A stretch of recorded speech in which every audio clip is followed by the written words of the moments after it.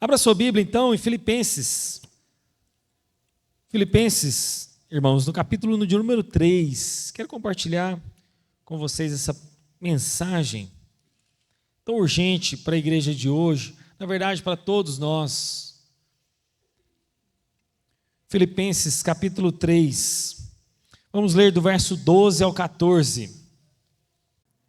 Nessa tradução da Nova Almeida, diz assim a palavra de Deus: não que eu já tenha recebido isso ou já tenha obtido a perfeição, mas prossigo para conquistar aquilo, para o que também fui conquistado por Cristo Jesus. Irmãos, quanto a mim, não julgo havê-lo alcançado, mas uma coisa eu faço, esquecendo-me das coisas que para trás ficam, e avançando para as que estão diante de mim, prossigo para o alvo, para o prêmio da soberana vocação de Deus em Cristo Jesus. Vamos orar, pedindo para que o Espírito de Deus fale aos nossos corações essa noite. Irmãos, talvez a palavra mais difícil que a gente vê hoje significa perseverar. Quão difícil é perseverar?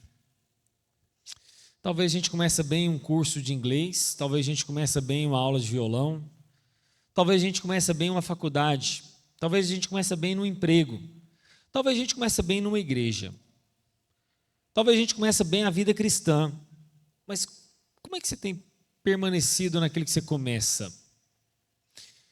Principalmente nesses tempos atuais, nós temos visto isso muito raso. Pessoas começam cursos, não terminam, pessoas começam faculdades, pessoas começam a tirar carteira de motorista, enfim, as demandas são inúmeras, mas as pessoas não persistem, não perseveram. Talvez a dificuldade, irmão, seja porque a gente quer de fato muitas coisas prontas, essa que é a verdade. A gente vai no micro-ondas, esquenta em segundos uma comida. A gente passa num fast food, a comida está ali pronta. A gente chega na casa da sogra no domingo à tarde, a comida está pronta. Alguém vai lavar a vasilha por mim. E essa vida pronta demais tem feito a gente não perseverar, não sofrer o dano, não ser alguém que insiste e permanece. Só que exatamente a vida cristã é o oposto dessa vida que a gente tem vivida pronta, de celular, de computador, de tudo pronto, onde as casas são pré-moldadas, onde as pontes são formadas de dia para a noite. Não sei se os irmãos conhecem a Vila Mutirão, né? Os irmãos conhecem a Vila Mutirão? A Vila Mutirão, não sei se os irmãos sabem, construída por Iris Rezende, foi o maior conjunto habitacional construído em menor tempo na história do mundo. Nunca se construiu tantas casas tão rapidamente, em poucos dias, conforme a Vila Mutirão. Isso está no livro dos recordes. Só que as nossas casas, as nossas vidas não são a Vila Mutirão. A nossa vida é uma perseverança do qual a gente precisa ser dotado de músculos. É uma prática. Os grandes homens musculosos não saem musculosos do dia para a noite.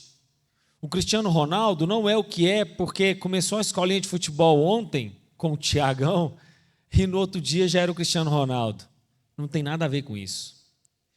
E por causa da rotina, e nós temos lido isso muito em livros, visto isso no Instagram, visto no Facebook, a gente acha que rotina é uma coisa enfadonha. A gente acha que rotina é uma coisa chata. A gente acha que rotina é uma coisa desprezível. Mas é exatamente a rotina que te fará uma grande mulher de Deus ou um grande homem de Deus. É exatamente na rotina que te fará um grande profissional de sucesso ou um profissional de fracasso. É exatamente na rotina da nossa vida que te fará alguém de sucesso ou alguém mediano, que a palavra medíocre, não sei se você sabe, medíocre não é alguém pequeno. Quando você está falando que alguém é medíocre, você não está rebaixando alguém. Medíocre significa mediano, alguém que está na média. Mas é justamente uma palavra chamada perseverança que nos fará diferentes. E conforme diz uma palavra, ou na verdade um pregador certa vez disse, não importa como você começou, importa como você vai terminar. Como você começou a carreira cristã, eu não sei, mas o importante é como você vai concluir a sua vida cristã. E o contexto aqui da passagem que a gente acabou de ler de Filipenses capítulo 3, versos 12, no verso de 4 a 11, Paulo está descrevendo a transformação que ele teve quando ele encontrou Jesus. Os versos anteriores mostram Paulo tendo um encontro com Cristo e como naquele caminho de Damasco ele entendeu o Evangelho e encontrou esse Senhor Jesus, do qual mudou a vida dele. E agora ele está enfatizando quais são os próximos passos da vida dele até a morte dele, de perseverança, de continuar a vida. E nesse progresso que é por toda a vida contínua, ele fala que a nossa vida não é estagnada, não é porque você se converteu, não é porque você aceitou Jesus, a sua vida agora é parada, você está num banho-maria esperando Jesus voltar. Não é isso. Paulo, então, ele sabia que ele recebeu muitos benefícios, mas que esses benefícios da santificação tinham um progresso, ele tinha que continuar. Ele estava envolvido nas lutas de um mundo caído, é verdade. Paulo mostra que ele tinha uma doutrina da eleição, ele foi eleito por Deus, é verdade, antes da fundação do mundo. No capítulo 1, verso 4, ele mostra isso. Mas ele mostra que as consequências da salvação tinham uma continuidade daquilo que a gente chama de santificação e que a gente fala no final, a doutrina da perseverança dos santos. Essa doutrina é muito importante. Tem muita gente que fala assim, eu sou eleito, está tudo bem, tudo pronto, mas não, há uma perseverança do qual você tem que continuar. A eleição não está desassociada da santificação e da perseverança dos santos até o final. Não é porque você é eleito por Deus, você vai cruzar os braços, vou viver uma vida de pecado e está tudo bem. De uma coisa, Paulo está certo, ele não havia alcançado completamente o seu alvo e ele não estava seguro de que ele havia alcançado essa perfeição. E à medida então que ele não alcançou isso, ele estava caminhando, mesmo diante de lutas, temores, dúvidas, ele continuava. E sabe, eu quero você usar duas palavras aqui muito simples antes da gente começar a expor os versículos, que é o seguinte, indicativo e imperativo. O que é indicativo e imperativo? Paulo fala isso em todas as cartas dele. Ele fala o seguinte, olha, porque eu já fui salvo por Cristo Jesus, porque ele fez algo por mim, então eu vou e faço algo por ele. E ele começa o versículo dizendo, não que eu já tenha recebido isso, ou já tenha obtido a perfeição. A palavra grega aqui, perfeita, ela não é empregada só para dizer alguém que é isento de erro. Não é isso. A palavra perfeição aqui que Paulo está usando é de um homem maduro versus um homem nécio, um homem imaturo. Tá bom? A palavra perfeição aqui, então, é um contraste entre alguém amaduro por Deus e alguém que não foi então desenvolvido. Ou aquele que está em desenvolvimento e aquele que já está pronto. Essa é a diferença. A perfeição aqui, então, é um homem desenvolvido, um homem maduro, descreve uma mente do qual já está plenamente estabelecida. Essa palavra também era designada para pessoas que estavam sendo preparados para serem recebidos pelo batismo e aqueles que ainda estão sendo instruídos na fé. Então a perfeição aqui não é a ausência de erros, a perfeição aqui é de maturidade. E lembre-se que maturidade é um caminho que você percorre, não é um ponto que você chega. Porque se maturidade fosse um caminho, um ponto que você chegasse, o que acontece depois que uma fruta amadurece? Ela apodrece, não é verdade? Depois da maturidade vem apodrecimento. Então, o amadurecimento da vida cristã é um caminho que você está percorrendo por toda a sua existência, por toda a sua vida. Não é um ponto que você chega e para. E alguns da cidade de Filipos, os filipenses, estavam acreditando que Paulo já tinha atingido essa perfeição espiritual e que estava tudo bem. Parece que as pessoas da igreja imaginavam que havia alcançado isso, mas será mesmo? A perfeição, meus irmãos, de fato é unicamente estabelecida na pessoa de Jesus, do qual é perfeito, mas nós estamos buscando ser conformado à imagem de Cristo. Perfeição é mais ou menos o seguinte, é uma meta que você sempre vai ter de vida, mas você nunca vai alcançar. Mais ou menos isso, né? Eu estudei gestão ambiental, e na gestão ambiental era o seguinte, olha, você tinha que buscar poluição zero, mas não existe poluição zero. Só o fato da gente respirar, a gente já está liberando CO2, né, na atmosfera. Só o fato de você ir no banheiro, você já está poluindo os rios, através lá do vaso sanitário. Então não existe poluição zero, mas você busca ela constantemente. Assim é a perfeição que Paulo está falando. Ela é uma meta de vida que você sempre vai ter, um alvo que você vai sempre ter, mesmo que talvez você nunca o alcance aqui nessa existência. Então, embora Paulo era uma nova criatura, ele não era perfeito, ele não tinha esse alvo ainda alcançado. E a resposta, se Paulo então, olha só, pensa bem comigo, se essa perfeição nunca pode ser alcançada, será que Paulo não estava lutando em vão? Será que Paulo então não estava perseguindo algo banal? Se Paulo, você nunca vai alcançar a perfeição, por que você está perseguindo ela? Não é estranho isso? Será que ele não estava lutando uma luta já perdida?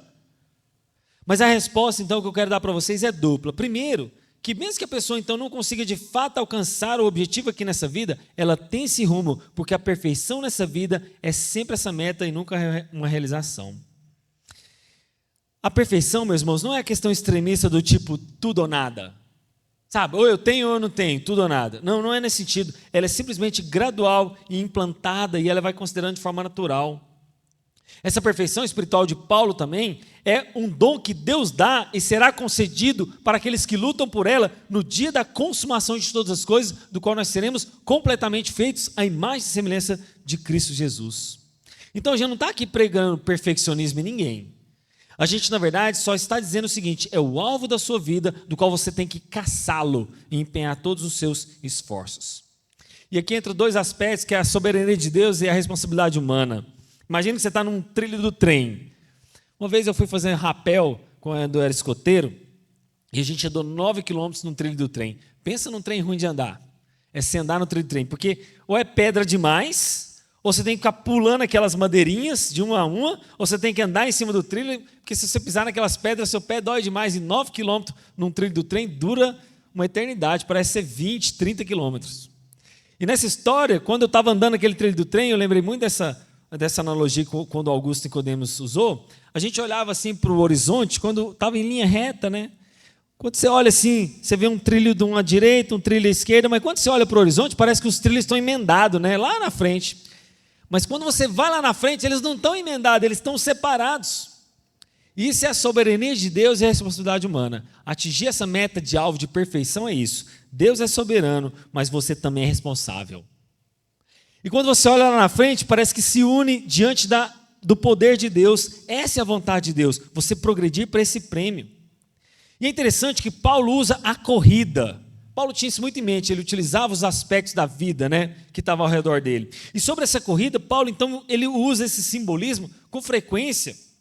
Ele usa isso, por exemplo, em Gálatas capítulo 2, capítulo 5, 2 Timóteo 4, Romanos 9, 1 Coríntios 9, tudo isso usando a corrida cristã. E aqui ele tem a figura do atletismo daquela época de Atenas e de Roma, como alguém que vê o mundo ao seu redor e está tirando as conclusões, um atleta participando de Jogos Olímpicos. Eu acho que todo mundo já viu pelo menos um pouquinho das Olimpíadas, né? E assim então a gente corre essa carreira cristã não para ganhar o céu, mas porque a gente já é cidadão do céu. E essa corrida então só é para aqueles que já são. E a extensão daquela pista era de aproximadamente 2 quilômetros, do qual o propósito ficava na frente do estádio. Havia uma abertura no estádio, imagina então aquele estádio. Havia uma abertura da entrada principal e os corredores saíram do final do estádio e corriam em direção à entrada do estádio. Esses eram os 2 quilômetros que eles percorriam.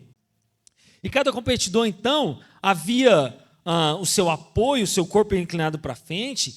E como que ele ia ser bem sucedido no final dessa corrida? A pergunta dependeria muito do seu estado de ânimo. E o primeiro ponto da pregação hoje é esse. Para você continuar essa corrida, essa perseverança, do qual a gente viu que tão é frágil hoje, né, por causa das redes sociais, ela é tão frágil essa perseverança, tudo vai depender do seu estado de ânimo. E a corrida espiritual é o seguinte: você não precisa estar motivado o tempo todo, você precisa ter um alvo. A dopamina é uma droga, no bom sentido, perdão, agora no mau sentido, como um vício, onde você acha que você precisa constantemente estar motivado, mas você não precisa estar motivado todo dia. Você acha que todo dia a gente acorda de manhã e está motivado? Você não precisa então daquele videozinho para te motivar a acordar de manhã e trabalhar. Você precisa simplesmente saber para onde você está indo e aquilo ali vai de fato fortalecer os seus músculos, fortalecer a sua corrida. E sabe, isso me lembra muito aquelas pessoas que não têm um objetivo final de vida e precisa sempre estar buscando no outro essa motivaçãozinha para continuar. Quantos ficaram pelo caminho? Quantos não continuaram a sua vida e sua carreira cristã porque não eram motivados? Eu vou te fazer uma pergunta muito honesta. Você acha que antigamente tinha esses videozinhos motivacional que a gente tem hoje? E por que a nossa geração então está tão fraca e desmotivada? Porque viciaram-se em motivações. Motivações baratas, pequenas, aquela coisa assim que dá. Gente, eu conheço muita gente que está motivada nesses videozinhos constantes e a vida dele não sai do lugar. Ele grava os vídeos dele, ele salva lá no Instagram dele, ele tem os vídeos salvos no computador dele, sei lá, no celular, e ele vê aqueles vídeos, revê, e a vida dele está um ciclo que não sai do lugar. Ficaram pelo caminho. A aplicação é: o que você quer ser conhecido? Você quer ser conhecido como alguém famoso ou alguém que resistiu até o final da sua corrida? Em matéria de progresso, Paulo estava nesse rumo ao alvo que é Cristo Jesus. E mesmo ele sendo um líder, ele não deixa de ser um cristão como nós, que luta todos os dias. E o que te faz de resistente? É a luta. Tem muito irmão que fala assim, Deus, tira essa luta de mim, essa provação, mas é justamente a luta que está te fortalecendo. A gente pede para Deus paciência, Deus vai lá e coloca uma situação sobre você, para você ter paciência, e você fala assim, Deus, essa tribulação não sai da minha vida, mas é essa situação que está te deixando paciente. Lembra do fruto do Espírito? Paciência, longanimidade, benignidade, amor, domínio próprio. Deus vai colocar situações que você tem que ter domínio próprio. Ou você acha que o domínio próprio cai do céu? Ou você acha que a perseverança cai do céu? São essas circunstâncias que você está passando hoje que está te deixando forte, resistente, musculoso espiritualmente falando. E Paulo então está participando dessa corrida como a gente. Ele não tem a faixa de campeão ainda, ele não tem a taça na mão, ele continua correndo para esse prêmio. E agora, por que os homens corriam no estádio? Você acha que eles eram obrigados? Tinha alguém chicoteando ele atrás para correr no estádio? Não, ele corria de forma voluntária, mas ele empenhava todas as forças. O prêmio, meus irmãos, então que a gente tem que ter, esse prêmio começa com a santa insatisfação que a gente tem. Uma santa insatisfação da sua condição espiritual, uma santa insatisfação com os seus alcances. Você quer ser cada dia mais parecido com Jesus, e essa santa perseguição é o elemento de vitória. E cada dia mais você fala assim, você bate no espelho, olha domingo de manhã, segunda, na terça, na quarta, você olha, está olhando para o espelho e você diz, será que eu estou mais parecido com Jesus do que ontem? Então não, então vou prosseguir. Nossa, mas ontem eu preciso ser aperfeiçoado nisso, então vamos aperfeiçoar nisso. Eu acho engraçado porque a gente quer ser corrigido, mas quando a gente quer ser corrigido, a gente acha ruim. E aqueles que pensam que atingir a perfeição espiritual e não vê necessidade de buscar uma melhora de condição, significa que você então vai adoecer, você está estagnado. Sabe, essa santa perseguição, esse santo desejo tem que fazer parte da nossa vida, e esse é o primeiro ponto da nossa pregação. Mas Paulo continua o verso dizendo o seguinte, não que eu tenha recebido isso, mas eu prossigo para conquistar aquilo para o qual eu também fui conquistado por Cristo Jesus. Paulo então estava empenhado nesse progresso de agarrar o seu alvo, porque ele foi agarrado por Jesus. Ele é encorajado e nos encoraja de que Cristo Jesus alcançou a nossa vida e nós agora fomos alcançados por Ele, então nós temos que nos aperfeiçoar. Nós somos agarrados por Cristo pela ocasião da cruz do Calvário, Ele estendeu a mão para nos salvar, então agora nós vamos prosseguir. E o segundo ponto mostra exatamente o início do verso 3, quando ele diz, irmãos, quanto a mim, eu não julgo ao vê-lo alcançado, mas uma coisa eu faço, esquecendo-me das coisas que para trás ficam e avançando para as que estão diante de mim, prossigo para o alvo, para o prêmio da soberana vocação de Deus em Cristo Jesus. Primeira coisa, tudo depende do seu estado de ânimo. Segunda coisa, você precisa estar concentrado, depende do empenho. O esforço máximo sem concentração é inútil. Todo atleta sabe disso. Ele pode ter se esforçado nos treinos, ele pode se esforçar durante a natação, durante a corrida, mas se ele não estiver concentrado, fixo naqueles olhos, de nada vai usar. De nada vai adiantar. Você acha que um corredor, o Usain Bolt, fica olhando para a multidão que está aplaudindo ele? Você acha que o Bolt, quando ele está correndo, ele está olhando para o lado, nossa, que plateia que está me aplaudindo, olha só, aquele cara é o meu parente, é o meu amigo. Ele está focado, ele tem um alvo.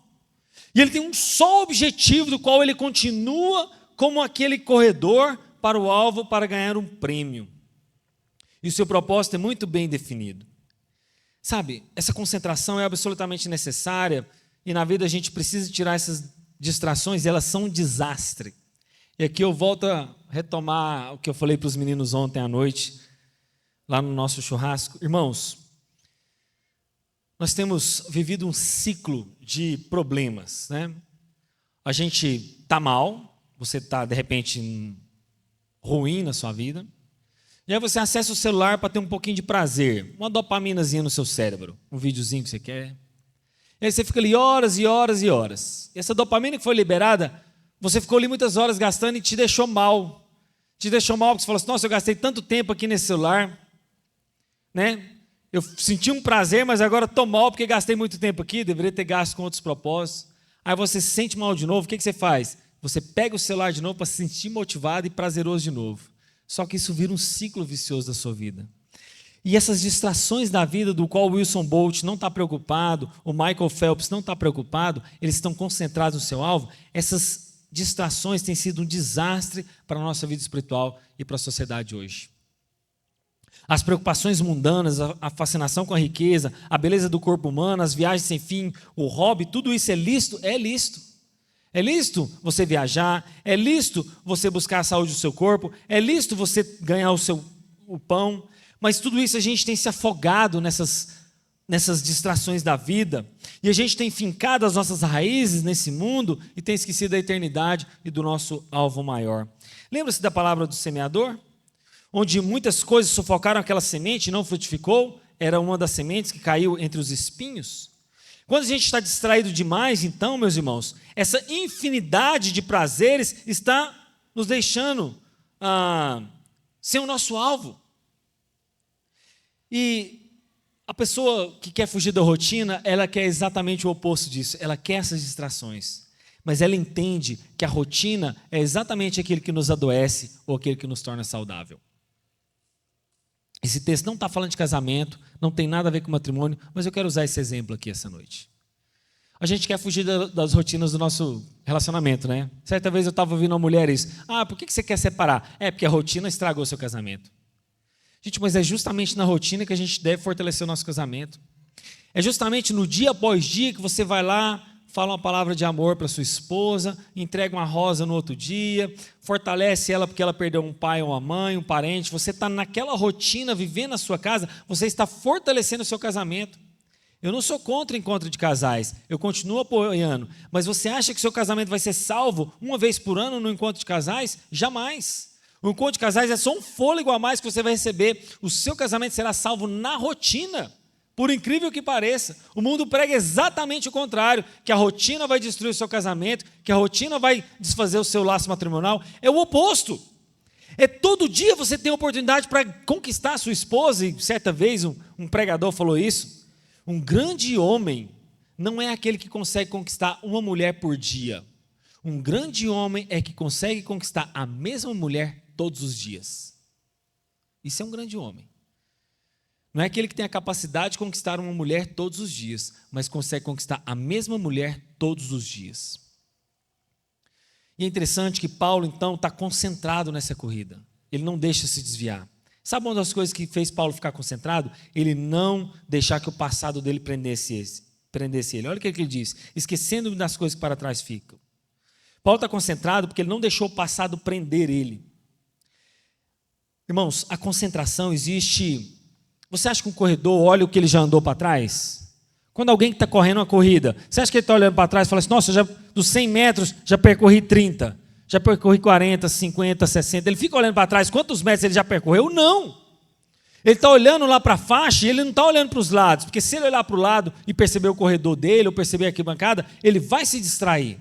Então ele está fixo, ele não está nem aí para se o cara está 100 metros atrás dele, 2 centímetros, ele está fixado no alvo dele. E Paulo fala exatamente que ele está concentrado nisso. Quem corre e fixa os olhos na meta de chegada, esse alcança. A sua atenção está dirigida para lá, a corrida só vai ter êxito se ele olhar para frente. Lembra-se da mulher de Ló, que olhou para trás, conforme Lucas capítulo 17, verso 32? Os judeus, como infelizmente não se concentraram na pessoa de Jesus, mas ficaram presos ao seu passado. Irmãos, pensa bem comigo, Paulo não era um perseguidor da igreja de Cristo? Paulo ele não era um fariseu? Concernente à vida passada dele, ele não tinha muitos problemas? Se ele ficasse lá na vida passada dele pensando: nossa, como eu persegui a igreja de Cristo, nossa, eu era um fariseu muito religioso, nossa, se Paulo tivesse ficado concentrado no passado dele, ele não teria avançado.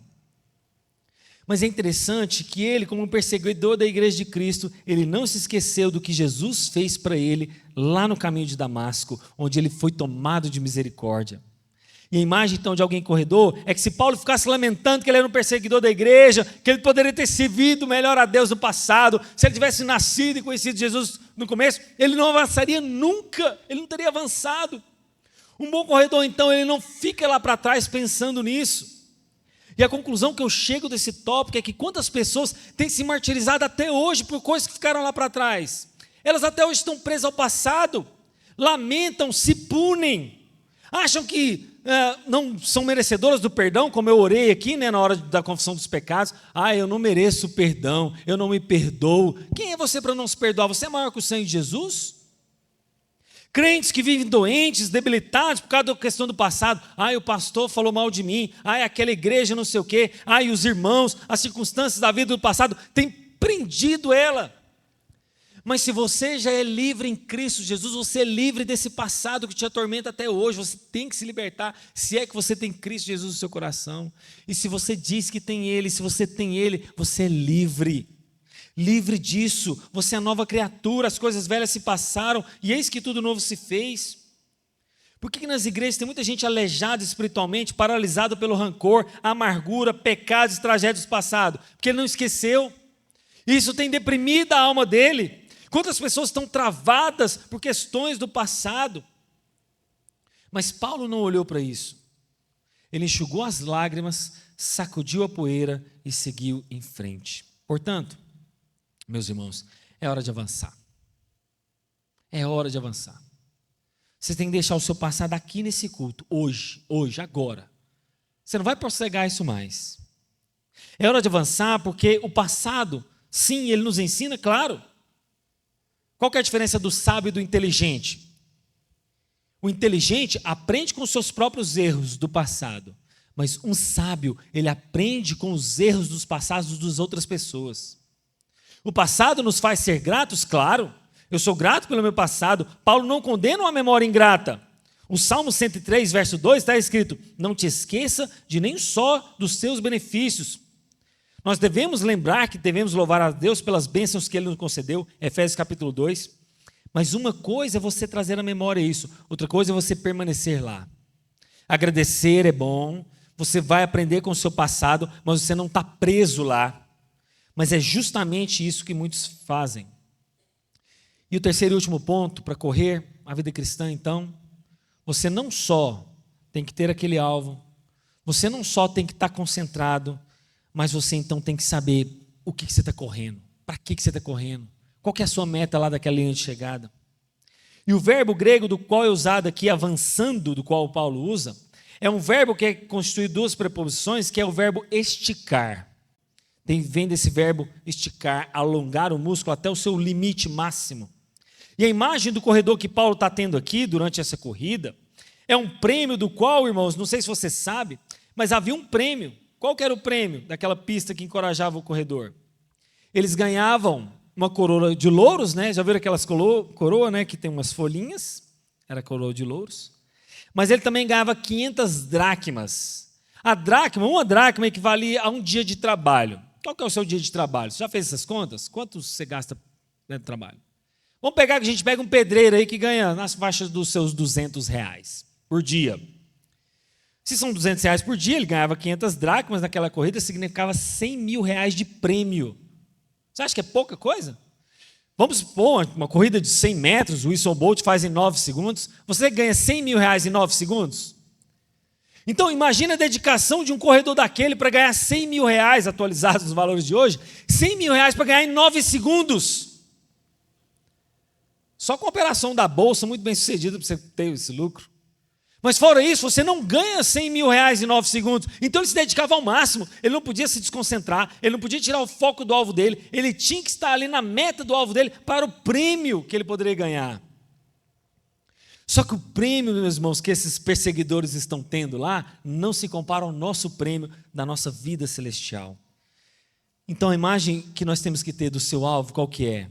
Os crentes devem se concentrar para serem conformados à imagem de Cristo. Esse é o alvo maior da sua vida.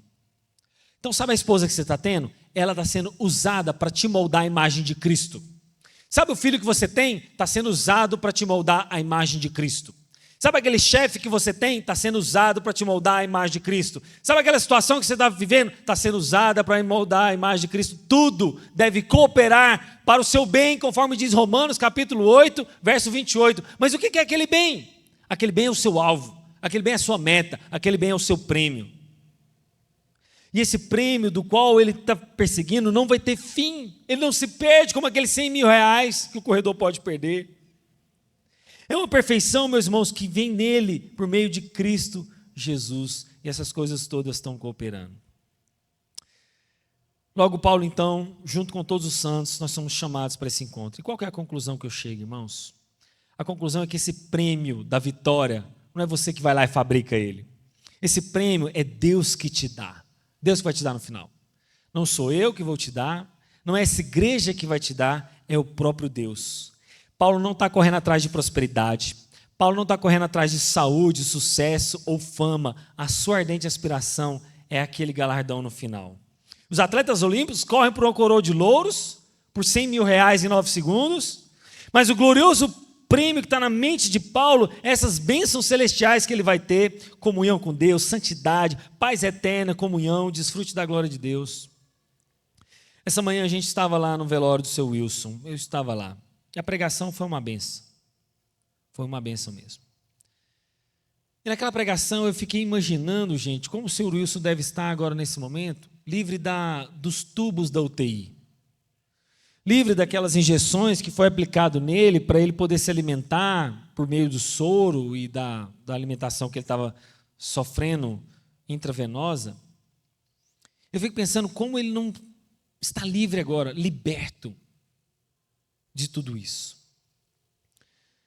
E aí eu fico lembrando que quanta gente faz competição entre nós, não é? Essa não é a vontade de Deus. A sua competição é com você mesmo, com a carne, o diabo e o mundo que está tentando tirar você desse alvo. A minha competição não é contra você. Não é se eu toco melhor do que você, se eu prego melhor que o Hernandes Dias Lopes. A minha competição não é com o Augusto Nicodemos, se eu sei mais do que ele. A minha competição não é se o meu canal do YouTube da nossa igreja está tendo mais visualização ou like do que a igreja X ou Y. A minha competição é comigo mesmo, no sentido de vencer a carne, o diabo e o mundo. Esses são os nossos inimigos. Por isso que talvez aí é uma questão muito pessoal, tá? Eu sei que nas gincanas tem muito essa questão de acampamento, né? Uma equipe contra a outra, vermelho contra amarelo e tal. Mas eu acho que aquilo ali, de certa forma, estimula a competição entre os crentes. Eu não curto muito aquilo. Eu sou a favor de uma competição da seguinte forma. Todo mundo nesse acampamento aqui vai competir. Se todo mundo cumprir tais metas, todo mundo vai ganhar o prêmio. Fim. Se você não competir e não fizer as provas, você não ganha o prêmio. Então a competição é só com ele mesmo. Se ele fizer as metas, ele vai conseguir o prêmio. Se ele não fizer as metas, não ganha o prêmio. Eu sou a favor desse tipo de competição. Onde a pessoa mesmo se aperfeiçoa e não olha para o outro, e não olha para o lado, e não estimula a competitividade. Mas Paulo está pensando exatamente isso. E a conclusão, então, meus irmãos, é que todo crente verdadeiro tem que ter a mesma atitude que Paulo, que a gente vê nesse texto. Paulo, então, ele se vê totalmente focado para esse prêmio, e o maior hábito da sua vida é ser essa imagem, conformado à imagem de Cristo. E nós precisamos avançar. Nós somos como árvores frutíferas que estão crescendo, que devemos disseminar essa espécie. E como você vai disseminar esses grãos dessa espécie? Influenciando pessoas. Hoje lá no velório, eu estava diante de um irmão que eu considero ele tão piedoso. Eu não vou citar o nome dele para não envaidecê-lo, e alguns irmãos aqui talvez conheçam ele. Mas eu, conversando com o Michael, que é o nosso obreiro que está lá na Betel, eu falei, Michael, quando eu aproximo daquele cara, eu sinto tanta santidade que eu me sinto envergonhado. Eu vejo um cara tão piedoso como eu aproximo daquele cara que eu fico pensando, gente, eu fico querendo fama, sucesso, e aquele cara está buscando simplesmente uma vida santa com Deus. E aí é como se o Espírito Santo me despertasse e falasse assim, você quer ter sucesso na vida ou você quer ser um homem piedoso?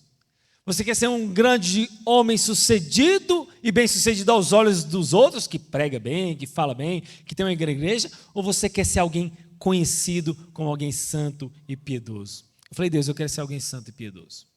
Eu quero ser alguém santo e piedoso. Mas talvez nesse percurso nós temos nos perdido, não é verdade? A fascinação do mundo, a gente tem olhado, o estádio cheio, e eu não tenho corrido a carreira cristã. Você não tem que estar preocupado com isso. Você tem que estar preocupado se você é uma mulher santa e piedosa na presença de Deus. Vamos orar?